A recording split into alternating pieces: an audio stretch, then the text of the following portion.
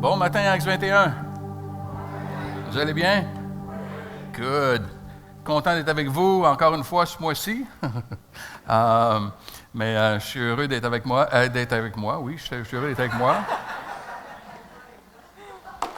S'aimer soi-même.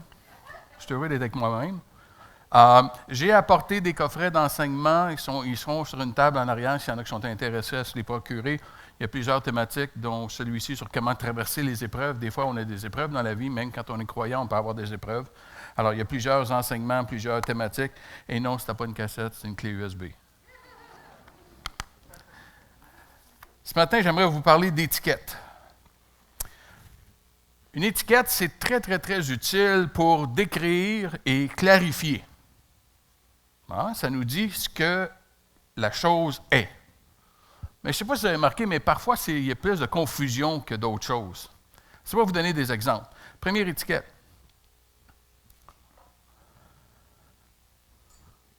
Première étiquette. Voilà. Un été savoureux à l'aide de grilles à essence. Oh, l'odeur du samplon sur ton steak, tu vas voir, c'est de toute beauté. La prochaine. Wash before eating, se laver avant de manger. Ça, c'est tout. Ça, surtout si tu es invité chez quelqu'un, se laver. Prochain. Si agressive.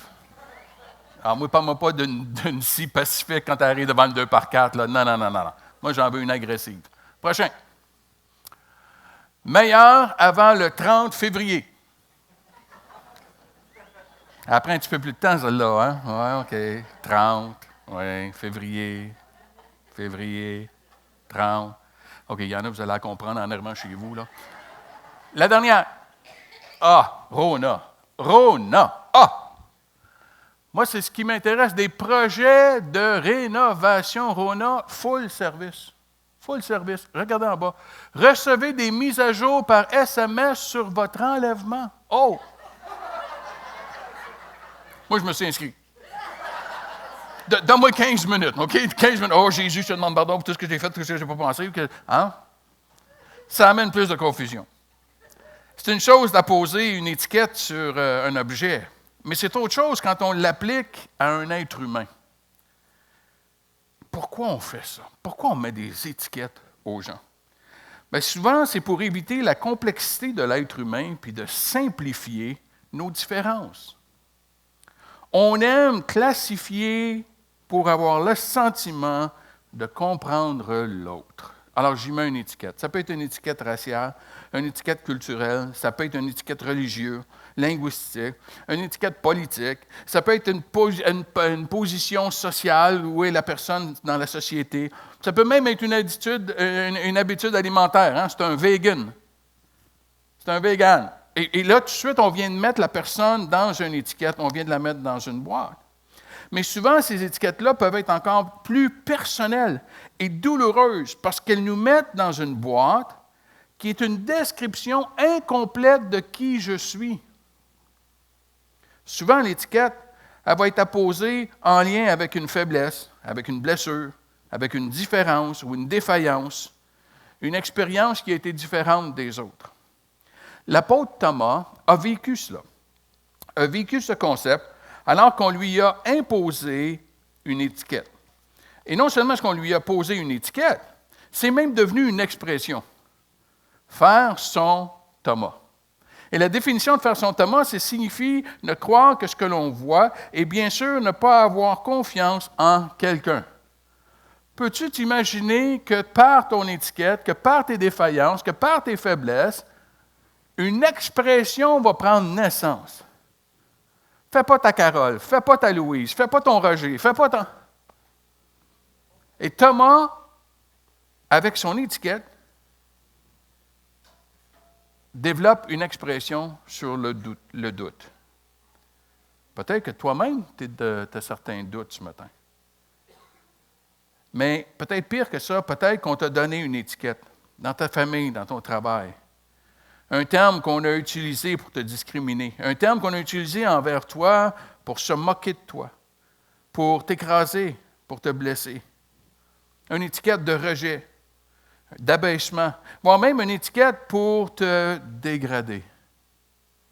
Ou peut-être que c'est toi-même qui s'impose cette étiquette dans ton discours intérieur, captif de cette image, captif de cette étiquette qu'on t'a apposée, tu te le répètes à toi-même.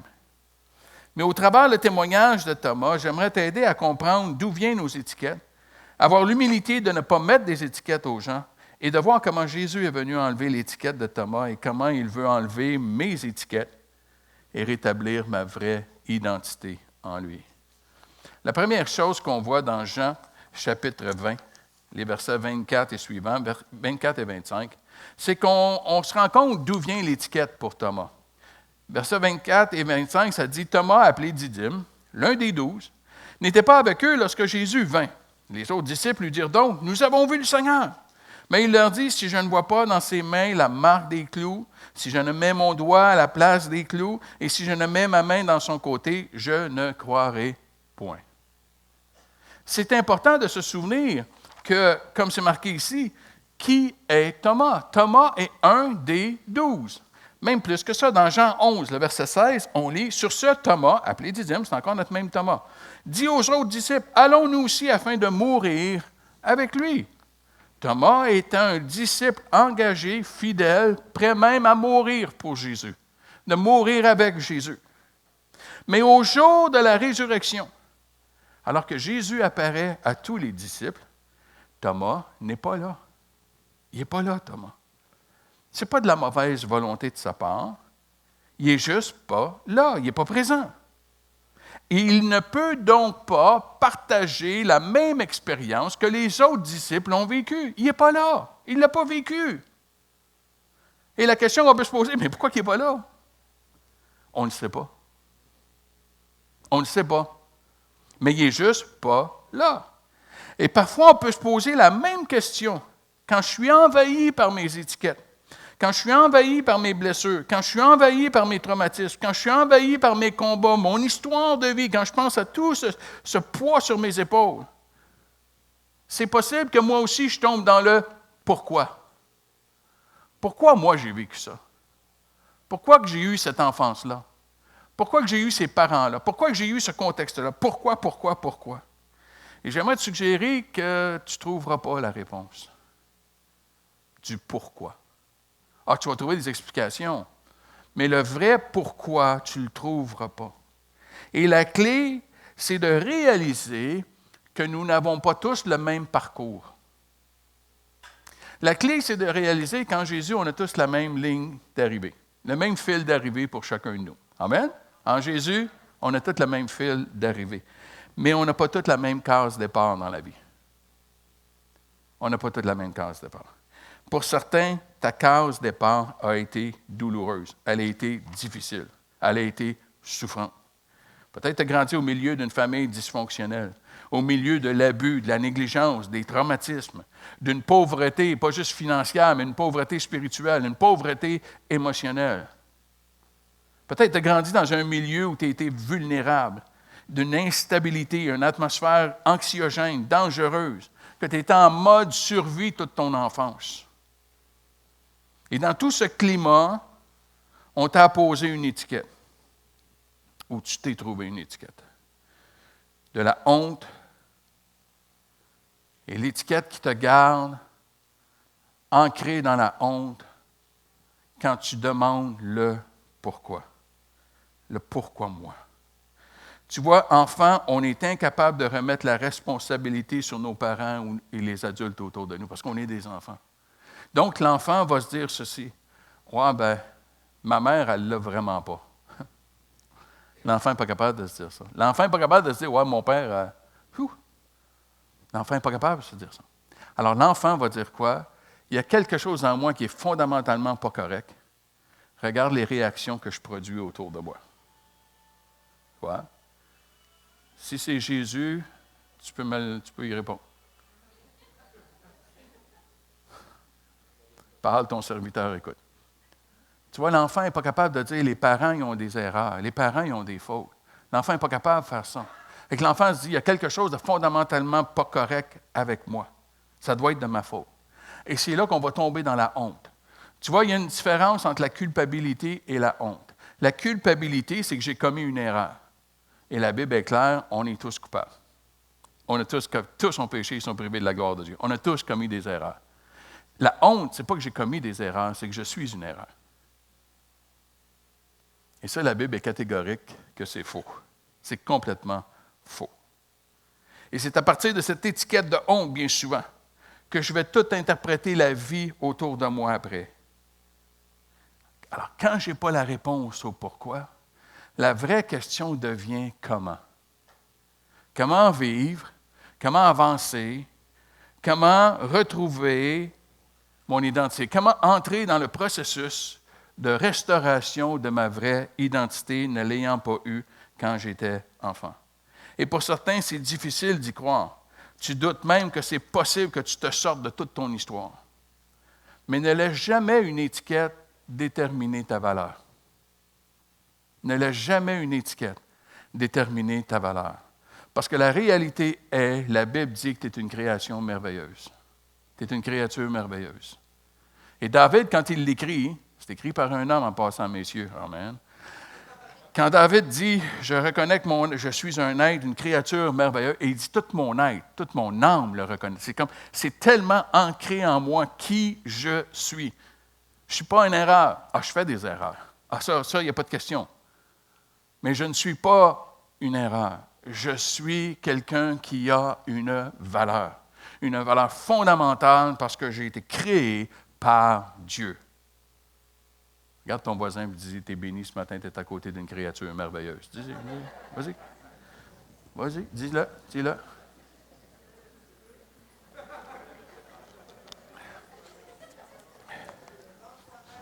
OK. Hey, wow. J'ai dit un voisin. Hein. Il y en a qui y ont pris goût, hein? On va prêcher sur l'orgueil. Tu dis, ouais, mais c'est ça qui arrive, tu vois, là, quand tu dis aux gens comment ils sont bons, comment ils sont merveilleux, puis tout ça, ils vont être remplis d'orgueil. Non, parce que je suis une créature. J'ai été créé. La gloire revient à mon Dieu. Mais de reconnaître mon identité et ma valeur. Oui, le processus peut être différent, dépendamment de ta case départ. C'est correct. Parce qu'il y en a ici, vous partez de loin. Vous partez de loin. Et pour certains, juste être vivant aujourd'hui, c'est un miracle. Avec tout ce que vous avez vécu, avec tout ce que tu as enduré, avec tout ce que tu as vécu, toutes les creux, les vallées que tu as traversées, juste le fait que tu es encore accroché à la vie, que tu es vivant, c'est de l'ordre du miraculeux ce matin. Cesse la comparaison avec les autres. C'est ton parcours, c'est ton histoire. Cesse de te comparer aux autres. Fais attention aux médias sociaux. On le sait que les médias sociaux, plus tu passes de temps sur les médias sociaux, plus ton potentiel de dépression et d'anxiété est élevé. C'est complètement relié. Tu sais pourquoi? C'est toujours de la comparaison. Toujours de la comparaison. Tu te fais un bon pâté chinois. Hein? Oh, c'est bon ça? Hein? Un bon pâté chinois, là. Il fait froid, là. C'est le fun. Donc, puis tu manges ton pâté chinois, puis il est bon ton pâté chinois. Puis là, tu vois sur les médias sociaux que ton chum est dans un steakhouse, tu es en train de manger un gros steak. Mon pâté chinois, il est moins bon. Est-ce que tu comprends que sur les médias sociaux, on te montre ce qu'on veut bien te montrer? Soirée en amoureux. Wouh! Puis c'est la guerre à la maison, là. Tout va bien, Dieu. Tu comprends que les gens nous montrent ce qu'ils veulent bien nous montrer, parce qu'on nous montre seulement une partie de l'autre, à partir de ce que la personne veut bien nous montrer. C'est pour ça que la comparaison n'est pas valide. Parce que tu ne te compares pas vraiment avec la personne, tu te compares juste avec l'image que la personne veut te projeter. Là, je vais me dater un peu, mais dans les années 60, il y a eu toute une mission de la NASA qui s'appelait Apollo. Et lorsqu'Apollo 8 a tourné, Apollo 11 a atterri sur la Lune, mais pas atterri à luner, en tout cas, je ne sais pas comment on dit ça. Apollo 8, c'est la première fois qu'on a fait le tour de la Lune. Et je ne sais pas si tu le savais, mais peu importe où tu es sur la Terre, tu vois toujours le même côté de la Lune.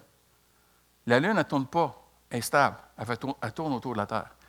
Et c'est la première fois qu'on a vu ce côté-là de la Lune, c'est le dark side of the moon. C'est le côté sombre de la Lune qu'on ne voit jamais sur la planète Terre. C'est la première fois qu'on l'a vu. Puis là, j'ai dit dark side of the moon, là, il y en a, il faut que je vous ramène. Vous avez déjà vu le triangle noir, oui, je sais. OK, on n'est plus là, en 2023. Et comme tu peux voir, le côté sombre de la Lune est très, très, très accidenté. Et les scientifiques ont commencé à dire, est-ce que ça peut faire forme de bouclier pour protéger la Terre? Parce que toutes les crevasses que tu vois là, c'est un météorite qui l'a frappé, que sans la Lune, aurait frappé la Terre. C'était le mode de protection de la Lune. De protéger. Il y en a ici, c'est ton étiquette. C'était ton rôle dans la famille. Protéger tout le monde. Prendre les coups pour que ta mère ne les prenne pas, ou prendre les coups pour que tes petits frères ou tes petites sœurs ne les prennent pas. Il y en a pour qui c'est ton identité. Mais tu vois, ça fait juste nous refléter, c'est une image de, dans chaque être humain, il y a un côté là, sombre. Il y a un dark side à chacun de nous. Et c'est le psychanalyste Carl Jung qui a développé cette théorie que dans la personnalité de chaque être humain, il y a un côté sombre, l'ombre de nos personnalités. Si tu veux comprendre la théorie de M. Carl Jung, tu as juste à écouter le film Le Hulk. Tu te souviens de l'histoire? Hein? Petit scientifique, tout clean cut, tout bien, hein? Il fait ses choses. D'un coup, la colère, la pogne. Et là, il a ses vêtements déchirés, le gros monstre vert en sort. C'est la théorie de Carl Jung. Quand chacun de nous, il y a un Hulk, il y a un monstre, il y a un ombre. Il y a un côté de notre personnalité qu'on ne veut pas montrer aux gens, qu'on veut cacher. Parce que l'ombre, c'est le lieu accidenté de nos personnalités. C'est notre histoire, c'est notre bagage. Et c'est souvent c'est toutes ces choses-là qu'on veut cacher, ou pire encore, qu'on veut nier et refouler dans nos propres vies. Et ce faisant, on perd toute la richesse de nos expériences du passé. Quand j'essaie d'enfouir mon enfance, quand j'essaie de tout enterrer, quand j'essaie de nier ce que j'ai pu vivre, je suis en train de me priver d'une richesse que Dieu peut utiliser. Mais tu vois, le plus grand mensonge qui existe, c'est de penser que je suis la seule qui a une ombre. De penser que tu es la seule personne au monde, le seul au monde qui a vécu ce que tu as vécu ou qui a un côté blessé par ce que tu as vécu. Au Québec, c'est 40 % de la population du Québec. C'est une femme sur 3, un homme sur 6. Qui a été victime d'agression, d'abus ou d'attouchement sexuel. 40 %. L'année dernière, il y a eu 133 000 signalements à la DPJ, 44 000 ont été retenus. C'est-à-dire 44 000 situations qui étaient problématiques et dangereuses pour des enfants. Le suicide au Québec en 1999 était de 35 par tranche de 100 000, 35 sur 100 000. Aujourd'hui, on est rendu à 13 sur 100 000. On a baissé, on est au tiers de ce que c'était. C'est fantastique. Mais tu comprends que c'est 13 de trop? Et que c'est 13 par 100 000, on est 7 millions au Québec, là. La clé pour toi, c'est de réaliser que ce que tu as pu vivre, ce que tu vis, tu n'es pas le seul ce matin. Ne te laisse pas berner par les masques dans l'Église. Alléluia, c'est bon ça. J'aurais dû attendre d'avoir une autre date bouquée. En tout cas, je ne reviendrai pas, mais bon. Parce que tout le monde a de l'air tellement bien, hein? Tout le monde a de l'air tellement Alléluia, Amen, hein? Même le pasteur qui prêche, Alléluia, oh, tiens.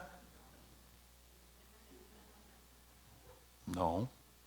Non, on a tous nos côtés, on a toutes nos blessures. Tu n'es pas seul ce matin. Et c'est cette réalisation-là qui va m'aider dans le processus de dire, j'ai besoin de guérir. J'ai besoin de guérir. Et là, on se rend compte que notre Thomas, il a passé 8 jours avec les disciples. 8 jours après, les disciples de Jésus étaient de nouveau dans la maison et Thomas se trouvait avec eux. Pauvre, lui. Peux-tu t'imaginer de quoi ils ont parlé pendant ces 8 jours-là? Hein? Ils trippent tous les autres. Là. Ils ont vu Jésus ressusciter. Attends, Jésus, oh, oui, j'étais assis là, moi, puis il était juste, ça n'a pas d'allure. Hein?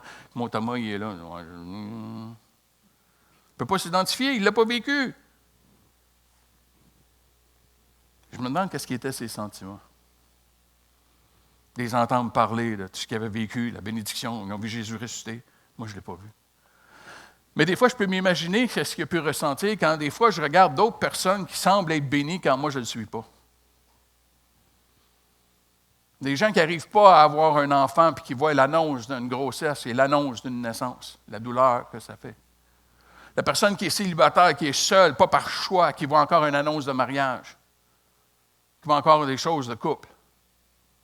Ça fait mal à l'intérieur.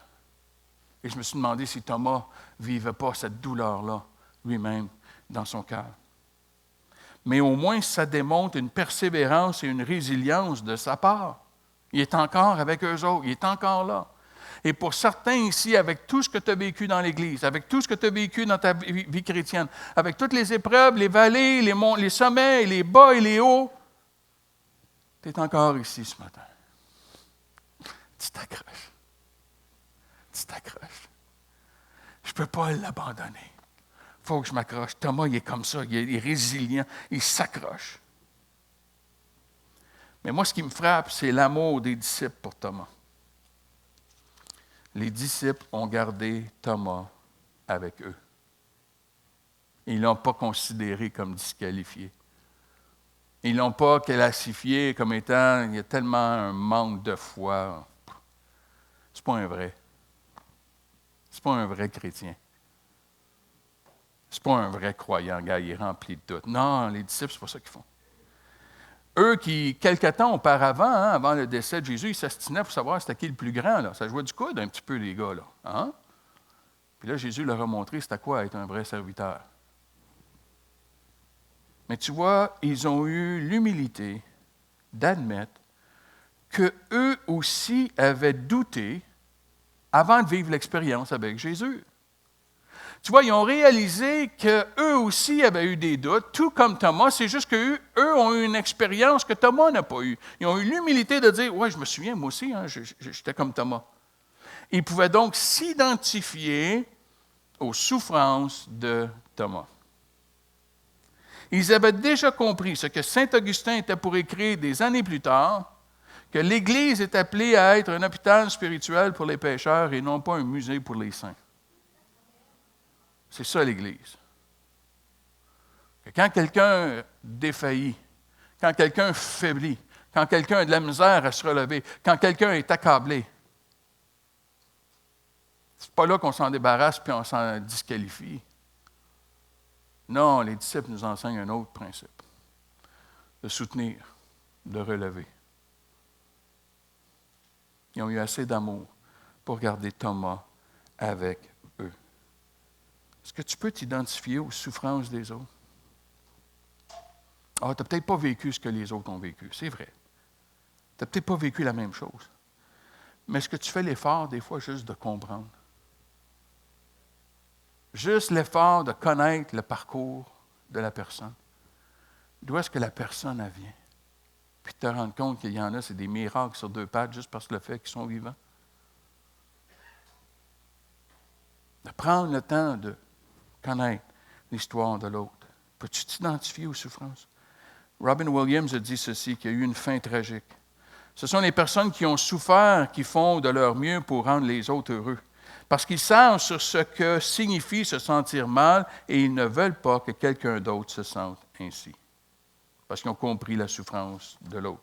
Lita Bassett, dans son livre « Moi, je ne juge personne », a écrit « Nous constatons alors que la diabolisation d'autrui s'est trouvée démultipliée par le blanchissage de nous-mêmes. » Madame Bassett, c'est une psychothérapeute, elle enseigne à l'Université de Genève.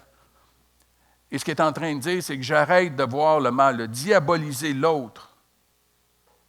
Quand je prends conscience que moi aussi, je suis pécheur, puis moi aussi, j'ai été blanchi par sa grâce, j'arrête de diaboliser l'autre. La mère Teresa a dit, ce qui fait de toi quelqu'un d'élégant, ce n'est pas ce que tu portes, c'est la manière dont tu traites les autres. Et finalement, Paul le dit comme ceci dans Galates 6, le verset 1. « Frères, si un homme vient être surpris en quelque faute, vous qui êtes spirituels, redressez-le avec un esprit de douceur. Prends garde à toi-même, de peur que toi aussi tu sois tenté. » Je n'ai jamais regardé de haut la personne qui est tombée, de les relever avec douceur, parce que peut-être qu'un jour, c'est toi qui vas avoir besoin d'être relevé. Peut-être qu'un jour, ça va être toi qui vas avoir besoin. Est-ce que tu connais l'histoire de l'autre ou tu t'arrêtes à l'étiquette? J'étais dans une rencontre et on discutait, une rencontre, et on parlait il y avait une personne qui était là, qui avait beaucoup de difficultés, il y avait beaucoup de problématiques dans sa vie. Et tout le monde parlait parce que tout le monde avait eu un peu à intervenir auprès de la personne, et puis bon. Et tout à coup, il y a quelqu'un dans le groupe qui a arrêté et a dit « Daniel, tu ne parles pas. » Ça a l'air que c'est inquiétant quand je ne parle pas dans une rencontre. J'ai dit, je connais la personne. J'ai dit, est-ce qu'il y en a ici qui connaissent l'histoire de la personne? Et ça a fait un silence. Là, il n'y a plus personne qui parlait. J'ai dit, ce que vous ne savez pas, c'est que cette personne-là s'est convertie sous mon ministère à moi. Moi, je l'ai connue quand elle n'était pas sauvée. Puis elle s'est convertie. Est-ce qu'elle a encore du travail à faire? Oh oui, oh oui. Mais si vous avez besoin de réaliser que c'est un miracle que cette femme-là est vivante aujourd'hui. Elle devrait être morte, mais elle est vivante aujourd'hui. Oui, elle s'accroche. Oui, elle a des difficultés. Mais elle s'accroche. Est-ce que tu connais l'histoire de l'autre? Est-ce que tu prends le temps de connaître l'histoire de l'autre? Qu'on puisse s'inspirer des disciples dans l'accueil qu'ils ont eu de Thomas, même s'ils avaient vécu une expérience différente de celle de Thomas. Mais après tout ça, Jésus vient. Jésus arrive. Versets 26 à 29, on lit ceci. Jésus vint, les portes étaient fermées, et debout au milieu d'eux, il leur dit que la paix soit avec vous. Je comprends. Ils ont dû faire un step. Les portes sont fermées, tout est barricadé, puis pouf, il est là. N'ayez pas peur. Que la paix soit avec vous. Puis il dit à Thomas, avance ici ton doigt, regarde mes mains, avance aussi ta main, mets-la dans mon côté et ne sois pas incrédule, mais crois. Et Thomas lui répondit, mon Seigneur et mon Dieu. Et Jésus lui dit, parce que tu m'as vu, tu as cru. Heureux ceux qui n'ont pas vu et qui ont cru. Après 8 jours, Jésus s'approche directement de Thomas. Et il va directement dans son étiquette. Il va directement dans son doute. Il va directement dans sa blessure. Puis il dit à Thomas, touche. Touche. Tu vois, le problème, c'est que dans la communication, on appelle ça la règle du 7-38-55. La règle du 7-38-55, c'est dans la communication, 7% sont les mots qui sont utilisés, 38% c'est le ton qu'on utilise et 55% c'est le non-verbal. Donc, si ton moyen principal de communication dans ton couple, c'est ton texto, tu es à côté de 93% de la communication. Amen. Tu peux mettre des petits bonhommes, ça je le sais. Mais tu vois, ici, on n'a pas le ton. On n'a pas le non-verbal, on a juste les mots, on a juste 7% de ce qui vient de prendre place. Et tu vois, tout est dans le ton que Jésus utilise ici. Et plus tu connais la personne, plus tu peux t'imaginer le ton. Jésus peut arriver à Thomas, « Ah ouais, Thomas, touche! » « Ah oui, mon incrédule. »« Ah ouais, vas-y, la magie, tes doigts. » Tu te tannes, lui. « Ah ouais! » Non, c'est pas de Jésus que je connais, ça. Non. Tu vois, moi, j'ai la conviction, quand il s'est approché de Thomas, il a dit à Thomas, viens. Vas-y, Thomas. C'est ça ton besoin, Thomas.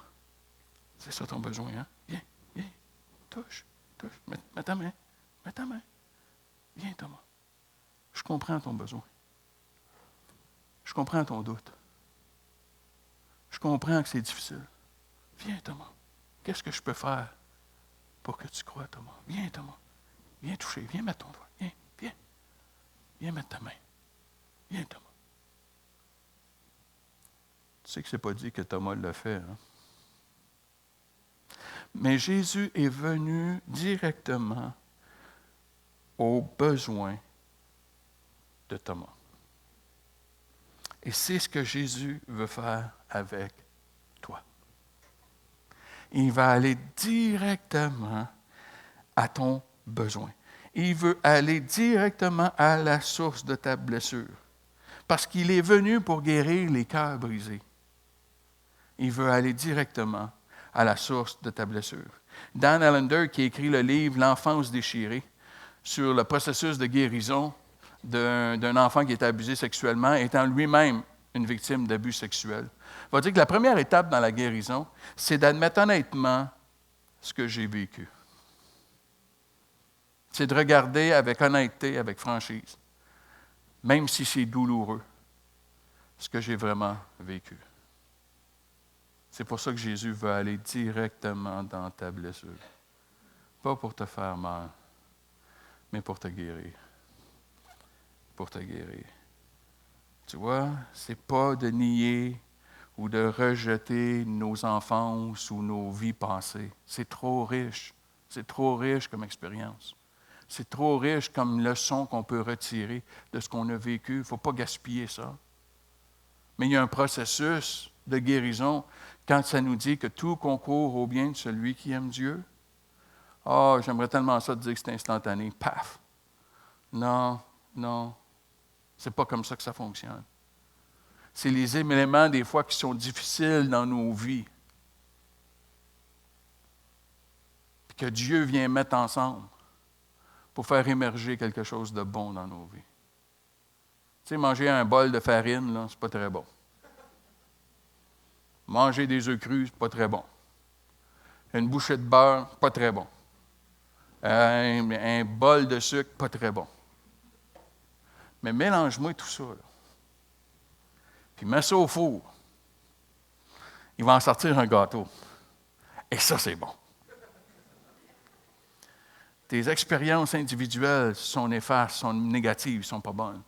Mais si tu laisses Dieu mettre ça dans son four, mélanger tout ça, mettre ça dans son four, des fois dans le four de l'épreuve, il va en faire émerger quelque chose qui va être pour ton bien et peut-être pour le bien de d'autres personnes autour de toi. Dieu récupère le mal qu'on nous a fait pour en faire émerger quelque chose de bon, quelque chose de bien. Est-ce que ça fait mal? Oui. Ça fait mal des fois de regarder honnêtement ce qu'on a pu vivre. J'ai eu quelqu'un que je me souviens, il avait eu une crise cardiaque, puis il l'avait opéré, là. Hein? On appelle ça l'opération Black & Decker. Hein? Ils l'ont ouvert comme un homard, là. Hein? Puis il a été réparé son cœur. J'ai dit, puis comment ça va? Ton cœur? Il dit, numéro 1, ça va bien. Mais il dit, mes côtes me font mal, ça n'a pas de sens. Tu vois, le processus pour se rendre à son cœur, il était douloureux. Ce n'est pas parce que tu as mal que Dieu n'est pas à l'œuvre dans ta vie ce matin. Au contraire, peut-être qu'il est justement à l'œuvre dans ta vie. Puis oui, ça fait mal. Oui, ça fait mal. Mais tu es en de bonnes mains. Il sait où est-ce qu'il s'en va. Il s'en va directement dans ton cœur. Ne sois pas découragé. Parce qu'il y en a ici qui vont me dire, ouais, ben moi, ça fait pas mal plus long que 8 jours. Philippiens 1, verset 6 dit ceci, « Je suis persuadé que celui qui a commencé en vous une bonne œuvre la rendra parfaite pour le jour de Jésus-Christ. » Vois-tu le processus? Tu le vois-tu? Celui qui a commencé, il est fidèle pour l'accomplir. Il y a un processus. Il y a quelqu'un qui a commencé quelque chose. Ah, ça fait mal des fois, mais il a commencé quelque chose. Puis tu dis, bon, enfin, on a réglé, c'est réglé. Non, Seigneur, il en trouve un autre. Ah ben, come on! Je pensais que j'avais réglé tous mes problèmes. Moi, là, je pensais que tu as rendu à la stature parfaite. Ben non, il y en a d'autres. Regardons ça, toi. Hein? Puis là, on y retourne. Là, ça fait mal encore.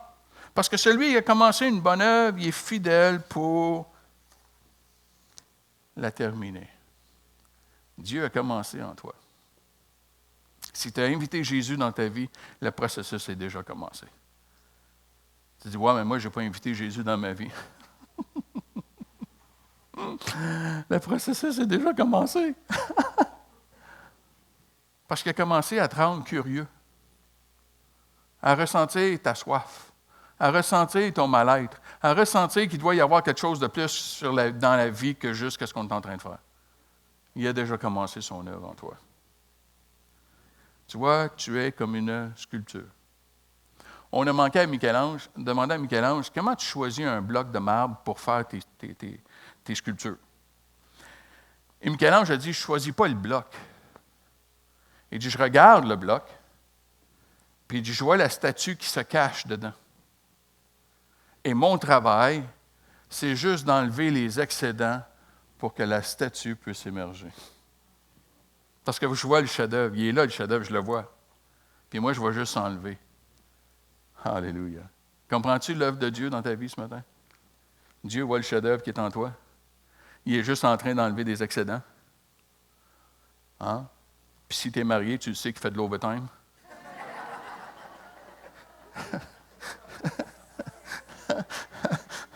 Quelqu'un a dit le mariage, c'est une conspiration divine pour transformer nos caractères. Amen, amen. Quelqu'un qui m'a dit, ouais, quand j'étais tout seul, ça allait bien, mais là, je suis en couple, c'est pour moi. C'est ça. Amen. Tu vois, Dieu voit en toi. C'est ce que Jésus veut faire dans ta vie. Oui, parfois, ça peut être douloureux, mais le but, c'est la stature parfaite en Jésus-Christ. Et tu n'es pas encore parfait. Il y a encore de l'ouvrage, il y a encore des excédents à enlever. Marc 2, le verset 17 dit ceci. Ce que Jésus ayant entendu, il leur dit, ce ne sont pas ceux qui se portent bien qui ont besoin de médecins, mais les malades. Je ne suis pas venu appeler les justes, mais des pécheurs. Des pécheurs qui ont ouvert leur cœur, qui ont admis, d'admettre qui je suis, mon besoin, comme la femme adultère a fait. Elle dit, Jésus, j'ai besoin de toi. Tu vois, en tant que croyant, en tant que chrétien, on a une longueur d'avance sur les gens. Parce qu'on a déjà admis qu'on n'était pas capable. On a déjà admis notre impuissance. On a déjà admis notre vulnérabilité. C'est juste que des fois, on l'a oublié. On pense qu'après, c'est parce que je marche droite, puis je ne fais pas des choses, puis c'est pour ça que je crée. Non, non, non, non, non. C'est par la grâce que vous êtes sauvés. Encore un matin. C'est par la grâce que vous êtes sauvés. Oui. Amen. Tu es assez Église. Oui. Tu es assez Église, c'est pas ça qui va te sauver. C'est sa grâce qui va te sauver. Amen. À tous les jours, j'ai besoin de sa grâce. Amen. Je suis juste pardonné. Je ne suis pas parfait. Il a fallu que je confesse en m'en venant tantôt. Oups, c'est devenu silencieux, mon nez. Hein? Des fois, ça suscite des petites réactions non chrétiennes et non croyantes quand je me fais couper sur l'autoroute 10, moi. Alléluia. Ça m'est déjà arrivé une fois, je m'en allais prêcher dans l'église, je me fais couper sur l'autoroute. Et quelques kilomètres plus loin, Alléluia, la police l'avait arrêté. Dieu est bon, Dieu est bon. J'ai besoin, tu as besoin, encore aujourd'hui, peu importe ta case départ de la grâce de Jésus. Tu en as besoin. Ce pardon qui me libère, qui me guérit, qui me restaure dans ma véritable identité et qui m'enlève mes étiquettes, que je ne suis pas parfait, mais je suis sauvé, je suis son enfant. Elle est là, mon identité. C'est triste, parce qu'on a laissé l'étiquette à Thomas, alors que Jésus lui a enlevé. On l'a laissé à Thomas. Thomas n'était plus le douteux après cette rencontre.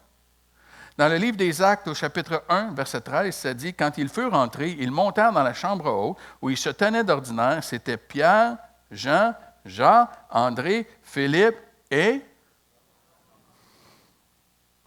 Tu vois, au jour de la Pentecôte, Thomas, il est là. Il est avec eux, il est là. Il est all-in. Il croit, il est là avec eux. Mais on lui a laissé l'étiquette. On lui a laissé l'étiquette. Est-ce que tu demandes sur ce que tu vois des autres autour de toi? Est-ce que tu demeures juste sur les façades, puis tu mets des étiquettes sur les gens autour de toi, au lieu d'essayer de chercher à comprendre leur histoire, leur cause dépend? D'abord, l'humilité qu'on a tous un côté ombrageux dans nos personnalités. Mais peut-être qu'on t'a collé une étiquette. Ou c'est toi-même qui en as une, que tu gardes. Que tu gardes. Tu gardes cette étiquette-là. Elle est là parce qu'elle est ancrée en toi, elle est inscrite en toi. Parce que tu n'as pas eu la même case de départ. Tu n'as pas eu la même case de départ, tu ne peux pas comprendre. Et je sors du pourquoi pour aller dans le comment.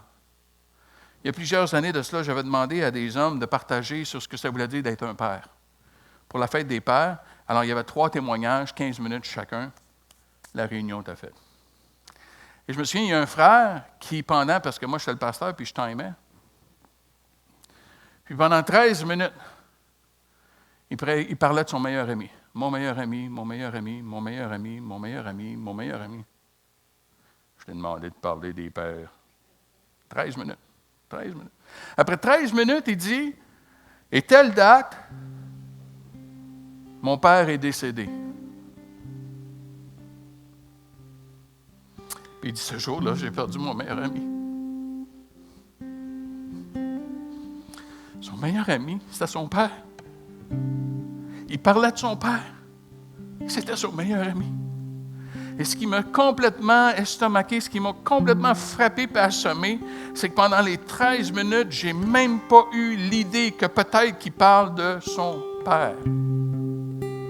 Parce que je ne pouvais pas comprendre. Parce que ce n'est pas ce que j'ai vécu. Je ne pouvais pas comprendre. Il parlait de son père. Comme s'étant son meilleur ami. On t'a-tu collé une étiquette? Accueille ce que tu as vécu. Cesse la comparaison. Cesse la comparaison avec les autres. Tu as de la valeur à ses yeux ce matin. Ton vécu ne change pas ta valeur. Ton vécu ne change pas ta valeur ce matin. Ton vécu ne change pas ta valeur ce matin. Arrête la comparaison. Laisse pas des gens remettre l'étiquette que Jésus t'a ôtée. Laisse pas l'étiquette revenir. Ce matin, viens à lui. Persévère. Il est à l'œuvre en toi. Ne pense pas qu'il est trop occupé pour faire d'autres choses. Non, il est à l'œuvre. Il est là. Il a commencé une œuvre et il va la terminer. Peut-être ce matin, tu as simplement besoin d'ouvrir ton cœur et de dire, Jésus, viens la faire, cette œuvre-là en moi. Là. Viens la faire, cette œuvre-là en moi. Et il est fidèle pour l'accomplir. Tu vois, il veut faire émerger le chef-d'œuvre que tu es. Ce pourquoi tu as été créé. Comme étant une créature merveilleuse. Est-ce qu'on peut courber nos têtes ensemble? Fermer nos yeux un instant.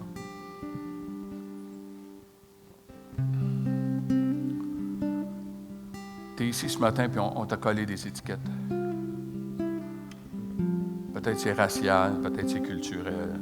Et peut-être c'est plus en lien avec des traits de ta personnalité ou des attentes que tu ne rencontrais pas.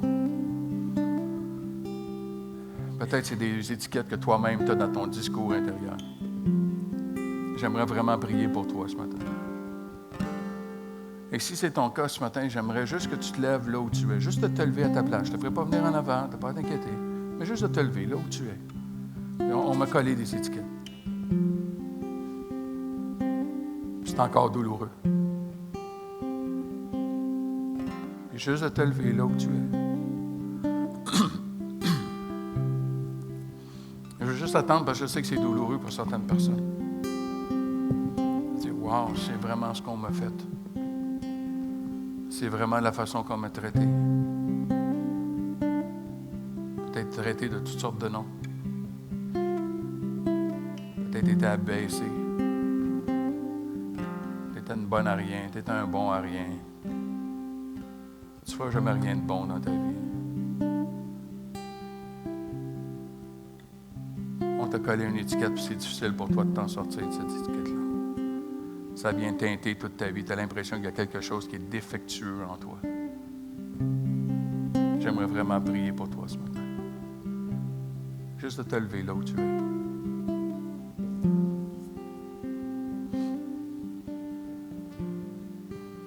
Si tu es assis ce matin, j'aimerais que tu regardes autour de toi parce qu'il y a des gens qui sont debout.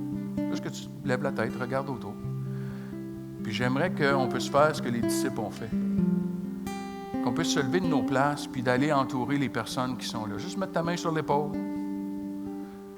Juste être là, de dire, gars, je ne te laisserai pas tout seul. Là.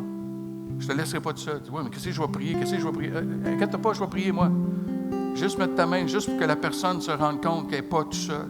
Que dans cette Église, on ne te laissera pas tout seul. Dans cette Église, on va faire ce que les disciples ont fait. On va te garder avec nous. On comprend que tu as de la difficulté. On comprend que tu trébuches. On comprend que c'est plus difficile. On comprend.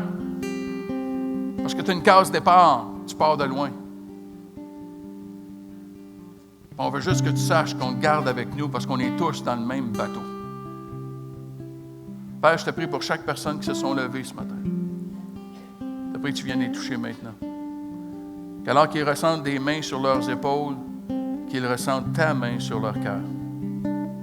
Ta main sur leur cœur, qui, elle, ne quittera pas. Elle va rester.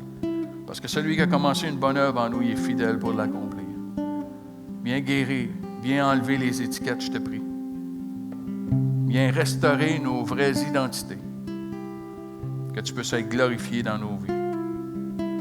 Seigneur, fais que cette Église soit une Église qui est vraie, qui accompagne, qui se soutient mutuellement. Et que tu sois glorifié dans chacune de nos vies. En ton saint précieux nom, Jésus. Tout le monde en dit Amen et Amen et Amen. Est-ce qu'on peut tous se lever et aller dans la louange en reconnaissance à Dieu pour son œuvre dans chacune de nos vies?